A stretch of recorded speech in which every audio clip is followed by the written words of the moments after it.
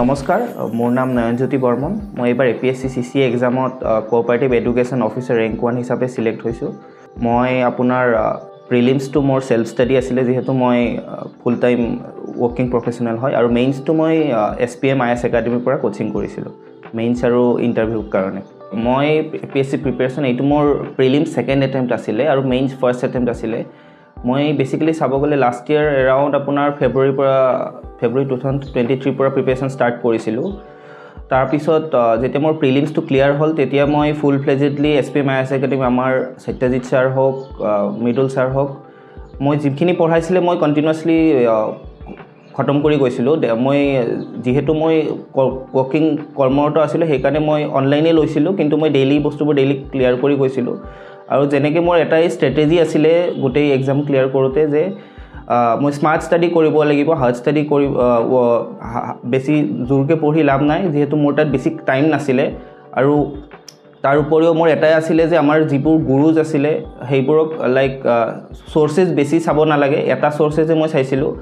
যিখিনি পঢ়িছিলে সেইখিনি মই এটা বস্তুকে মই বাৰ ৰিভাইজ কৰিছিলোঁ। এইটো মোৰ ষ্ট্ৰেটেজি আছিলে এই এক্সামটোৰ। মই ভাবোঁ যে সেইটোৱে মোক বহুত হেল্প কৰিছে। হয়, SPMৰ আমাৰ যিবোৰ চিডিউল আছিলে, যেনেকৈ আমাক পঢ়াইছিলে যে এটা ছাবজেক্ট খতম হ'লে তাৰ নোটছ আছিলে, তাৰপিছত তাৰ ওপৰত মক টেষ্ট ষ্টাৰ্ট হৈছিলে, মক টেষ্টৰ ৰিজাল্ট, তাৰপিছত তাৰ ওপৰত এনালাইচিছ দিছিলে। সেইটো মোক বহুত হেল্প কৰিছিলে। তাৰ উপৰিও আমাৰ সত্যজিৎ ছাৰে যেনেকৈ এথিক্স বস্তুটো মোৰ ফেভৰেট আছিলে, এথিক্স যেনেকৈ পঢ়াইছিলে, মই ভাবোঁ যে সেই বস্তুটো ইন ফিউচাৰ ছাৰ্ভিচেছতো বহুত হেল্প হ'ব আমাৰ।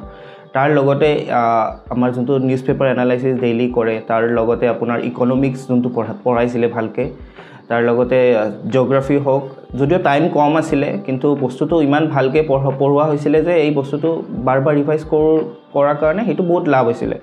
আৰু মই অকল SPMেই ফ'ল' কৰিছোঁ, মই একো বেলেগ চ'ৰ্চ লোৱাই নাছিলোঁ, তো মই এটা বস্তুকেই বাৰ চাইছিলোঁ, যাৰ কাৰণে মোৰ লাভ হৈছে বুলি মই ভাবোঁ এইটো।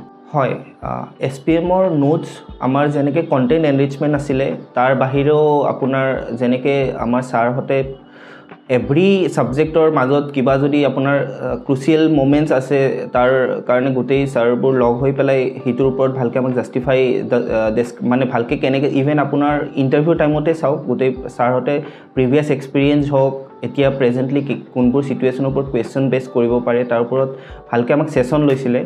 তাৰ বাহিৰেও নোটছ আমাৰ হলিষ্টিক ৱেত, মানে আপোনাৰ ষ্টেটিক পাৰ্ট হওক, ডাইনামিক পাৰ্ট হওক, কাৰেণ্ট এফেয়াৰ্ছ, আপোনাৰ লগতে কণ্টেণ্ট এনৰিচমেণ্ট, মানে এটা হলিষ্টিক ৱেত আমাক বস্তুটো আগবঢ়োৱা হৈছিলে, যাৰ কাৰণে সেইটো ইভেঞ্চুৱেলি আমাৰ এক্সামৰ টাইমত সেইটো ৰিফ্লেক্ট কৰিছিলে, যাৰ কাৰণে আমাৰ বহুত লাভ হৈছে। আপকামিং বেটছেছৰ কাৰণে, আপকামিং ষ্টুডেণ্টছৰ কাৰণে মোৰ এটাই ছাজেশ্যন আছে যে আপুনি ডেইলি নিউজ পেপাৰবোৰ ফ'ল' কৰিব, তাৰ যোনটো আমাৰ এনালাইচিছ দিয়ে সেইটো ভালকৈ চাব, বস্তুবোৰ বেছি পেণ্ডিং নাৰাখিব, ডেইলি বস্তুবোৰ ডেইলি ক্লিয়াৰ কৰিব, লগতে স্মাৰ্ট ষ্টাডি কৰিব। আপুনি ৰিচাৰ্চ কৰিব বস্তুটো পাৰ্টিকুলাৰ এক্সামটোত কি ডিমাণ্ড কৰে, সেই এক্সামটোত আগতে কেনেকুৱা টাইপৰ কুৱেশ্যনবোৰ ছেট হৈছে, সেই কুৱেশ্যনবোৰ ইভালুৱেশ্যন কেনেকৈ হয়, আপোনাৰ 10 মাৰ্কছৰ মেইনছৰ পেপাৰ কুৱেশ্যন হওক, 15 মাৰ্কছৰ হওক, 10 মাৰ্কছৰ এনচাৰত কেনেকুৱা ফ্ৰেম কৰিব লাগে, 15 মাৰ্কছত কেনেকৈ ফ্ৰেম কৰিব লাগে, এইটো আপুনি ভালকৈ চাব। লগতে আপোনাৰ বেছিকেলি এইটো স্মাৰ্ট ষ্টাডি কৰিব লাগে, আৰু news paper analysis daily follow' কৰিব লাগে। দুনিয়াত ওচৰত এৱেৰনেছ এটা ৰাখিব লাগে যে ওচৰে পাজৰে কি চলি আছে।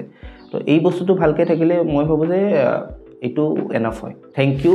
আৰু মই SPM IS একাডেমীৰ প্ৰতি অশেষ কৃতজ্ঞ যে মোক এনেকুৱা এটা ক্ৰুচিয়েল মমেণ্টত ইমানখিনি গাইডেঞ্চ দিয়াৰ কাৰণে, যাৰ কাৰণে মই কিবা এটা ভাল, মই ভাবোঁ যে কিবা এটা ছাকচেছ মই পাব সক্ষম হৈছোঁ, তাৰ কাৰণে ধন্যবাদ।